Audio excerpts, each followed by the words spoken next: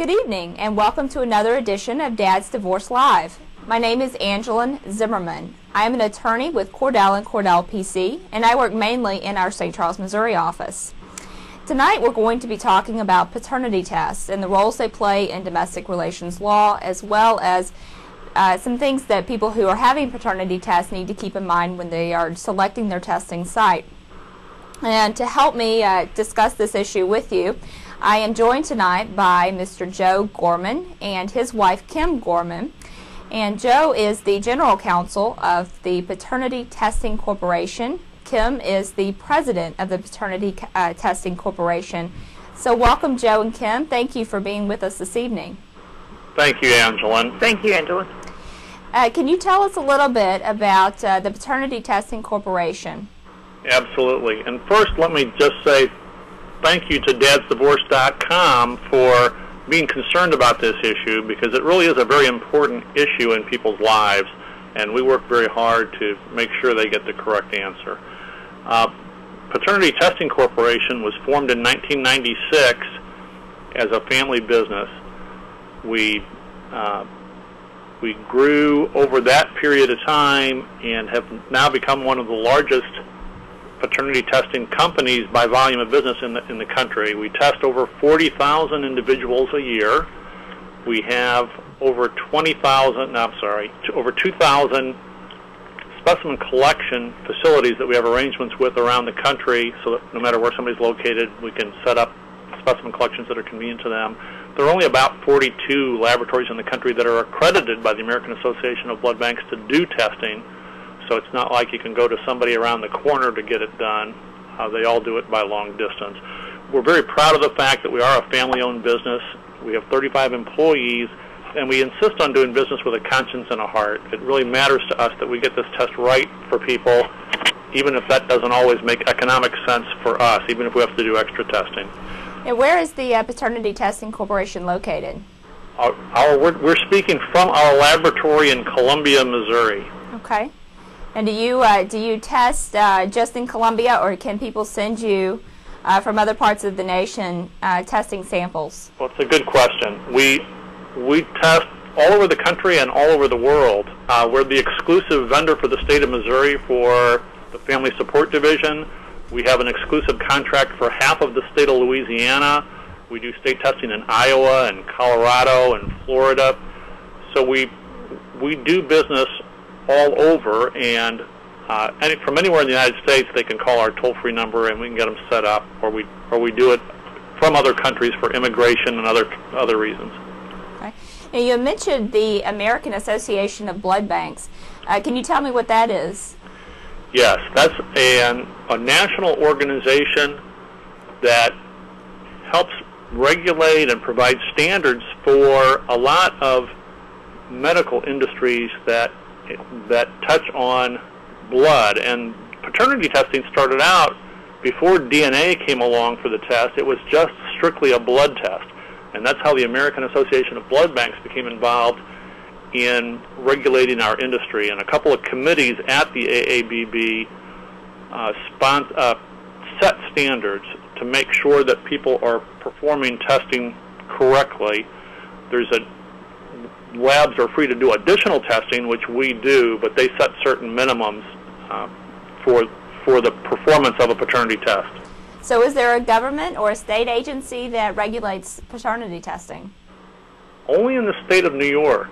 For some reason, the state of New York Department of Health accredits laboratories who want to perform testing in the state of New York. We are accredited by the state of New York Department of Health.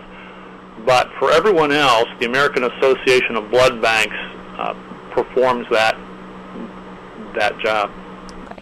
So if I'm understanding you correctly, you're telling me that certain testing sites can either choose or not choose to follow the standards that's set forth by the American Association of Blood Banks?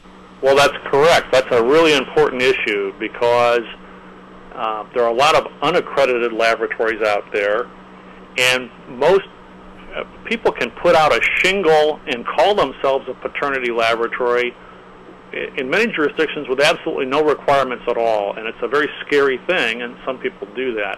So it is really helpful if a person is interested in a paternity test, for them to make sure that the laboratory they're going to is accredited by the American Association of Blood Banks. Okay, and I want to touch more on those issues later because they are very important, but I want to go backpedal just a little bit and talk to you about who are your clientele, who is it that really needs paternity tests? Well, that's very interesting. It runs the gamut. There are a lot of people who simply want to know who their parents are. Somebody who's been adopted, for example, and thinks they found a biological relative, wouldn't even have to be a parent. Could be, they think they found a brother or sister or an aunt or uncle, and testing can be performed to verify that for them. There's your sort of standard case where, for example, a man, could be a woman, but a man is interested in knowing if the child belongs to him, is interested in being involved in the child's life, but wants to have some way to be sure if he's really the father first. A lot of times it comes up really over just the issue of child support, or, for example, for immigration. If a gentleman came over here 20 years ago from Vietnam and now he's a citizen and has a good job and he wants to bring his parents over, if he can prove with the DNA test that they're his parents, they get a better break on the immigration quotas. Was that so? I wasn't aware of that. But most of the cases that we see that come into Cordell and Cordell PC, it's the cases that really touch on child support, and they've gone through the Child Support Enforcement Agency, and the mother is now pursuing child support, so they test the possible father or fathers to find out who the father is. Or in cases of paternity, I've recently had a case where paternity has been an issue, and either parent can then ask for a paternity test in the context of that. So I know that we have that come up, and I'm sure you see lots of those walk through your doors. Can you tell us, do people who come in, do they typically come in with any sort of court order in hand, or is it usually just the people off the street who come in? It's interesting. It happens both ways. We're in perhaps 140 yellow pages around the country, and a lot of times people will just call in, sometimes out of curiosity, but sometimes they call because they have a court order for a test. An attorney can call us directly to set up a test, but often will allow the clients to do that so they're not paying the attorney fees for the time it takes to set up the test. It can be done either way. Sure. Now, is the mother usually participating? How does this work? Is it usually just the father and the child, or is it is the mother typically involved? That's also a really important question, because we get an inquiry very often, many times a day, from the mother who says, "Why do I need to be tested? We know I'm the mom." But that actually makes the mother very helpful to have in the test, because using the mother, we can identify and eliminate the maternal contribution to the child's DNA, and we know then that what's left had to come from the child's biological father. So it actually is a stronger test if you include the mom, but sometimes that's not an option, or sometimes people don't want to do that, and we still offer a very strong test even without it. But we recommend that the mother be included when possible. Okay. And how is the test performed? I mean, when somebody brings their child in, are you going to be taking a blood sample, or are we talking about a swab of the inside of the cheek, or how do you do that? Well, it often gets referred to as a blood test, which is just a holdover. That's actually the language used in many state statutes, and it's a holdover from the days when a paternity test was done with blood antigens and DNA was not involved. Today, because we do a DNA test, your DNA is the same throughout your body.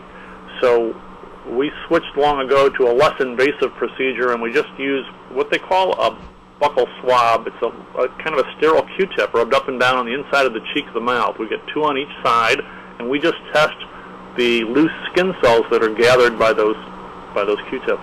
Okay, and what are you looking for? What sort of comparison are you looking for? Well, that gets a little bit technical, but basically we're looking for a small piece of DNA on each of 2 different chromosomes, one that you get from your mom and one that you get from your dad, in areas of DNA that vary from person to person. And most of your DNA does not vary from person to person.